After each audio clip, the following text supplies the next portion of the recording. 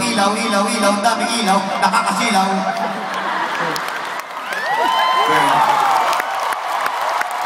You understand? At ang nanay yanta. Nakasabi lang, huwag bastusin. Ano naman binabastos ko? Nanay, mahaba ang buhok. At nanay, ba't gumagano ka? Kasi naman nakakalito na, Jose, di ba marami naman mga long hair na lalaki? O yung kumanta nito, si Freddy Aguilar, long hair. Okay. Okay na yung ganon. Okay lang sa inyo yung ganon? Pero yung tatay mo, laki-laki naman. Yon.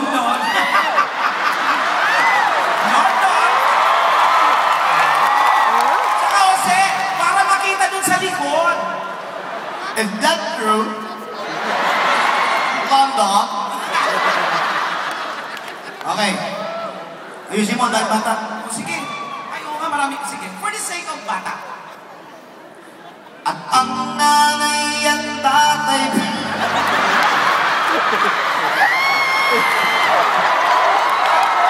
Ano ba hindi tayo matatapos? Patingin-tingin mo naman mali. Ano naman yan? Oh, pambata! Late naman yan. Hindi pa nga tuloy, oh. How about you?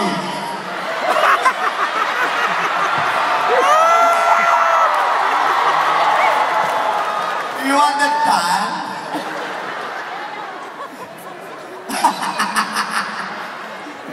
Si Alan dito ang gusto niya. Ingat ka, baka masulog ka pa ni Alan.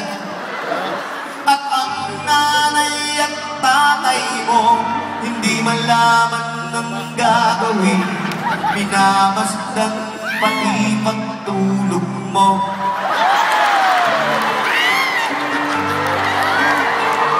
At sa gabi napupuyat ang iyong nanay sa pagtimpla ng gatas.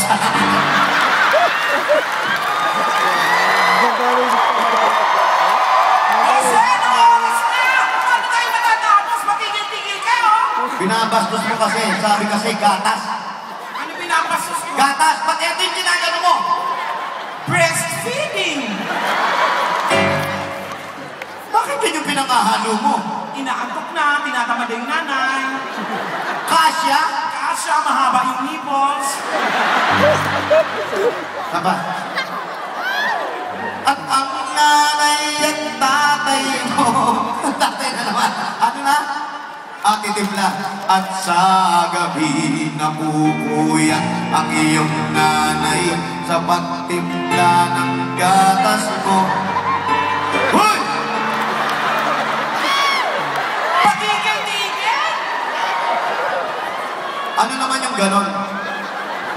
Oh, ano bang ginawa? Pinanghalo. O di pinapatuyo? Basa eh!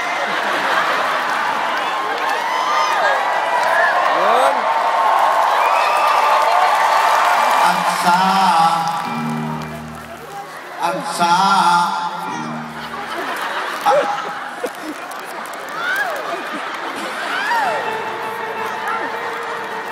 Hoy! Ano naman to? Sa tatay! At sa umaga na may kalong ka ng iyong amang tuwang-tuwa sa'yo.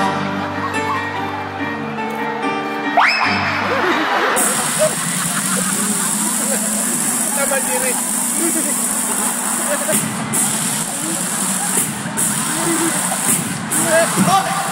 Ba't mo naman sinipa yung bata? Nanggigil ako eh. Nagigil ka na, sinipa mo ka? Hindi ka kasi sinipa ko lang eh. Ikaw kinurot-kurot ko pa yan. Huwag mong gagawin. Ngayon nga'y malaki ka na. Sobra naman laki nun.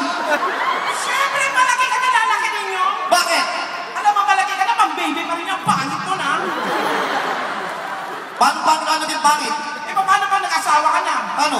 O di siyempre, paano ka lalambingin ang asawa mo pag gano'n yan? Ah, pagtotoo ka, ina. Nakakargahin ka. Ano sasabihin niya? Ang panghi-panghi.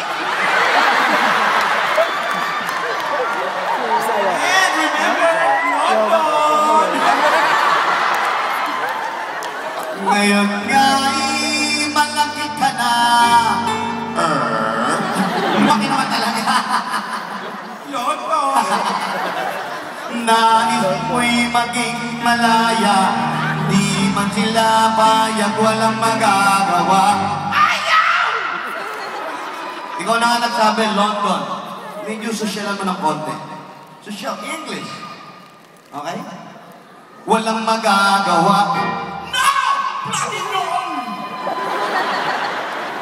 Ikaw nga'y biglang nagbago, naging matigas ang iyong Bakit? bastos. Matigas ulo! Wala namang ulo malambot! Hindi ganon. Ganyan ang uso sa Pilipinas! Ano? Sipog. Sipo. Nais mo'y maging malaya, hindi man sila payag, walang magagawa. Ayaw! No! Yung masosyal pa. Sosyal. Walang magagawa. Ew! Nagdaan pa ang mga araw at ang landas ko'y naligaw. Ikaw ay nalulong sa masamang bisyo.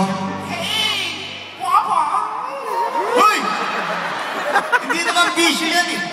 Bakit? Ang bisyo yung alak, sugal, babae, drugs, yan ang mga bisyo. Hindi ganon.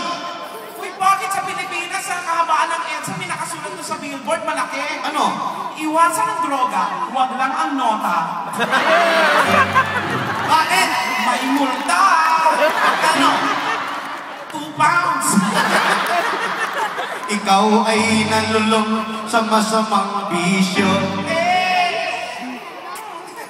At ang una mong nilapitan, ang iyong inang lumuluha. At ang tanong, anak, ba't ka nagkaganiyan?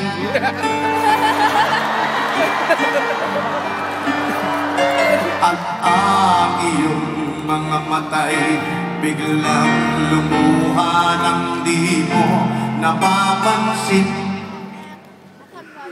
Di mo napapansin.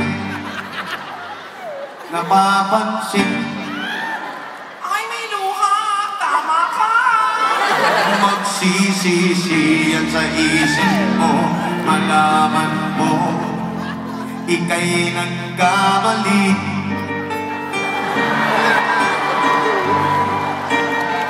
Magsisisi yan sa isip mo, malaman mo, ika'y nagkamali.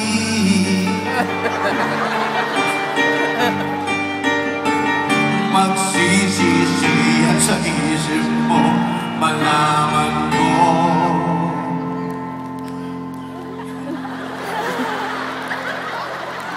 Ika'y isa. Ha? Bading ka raw? No! Bading.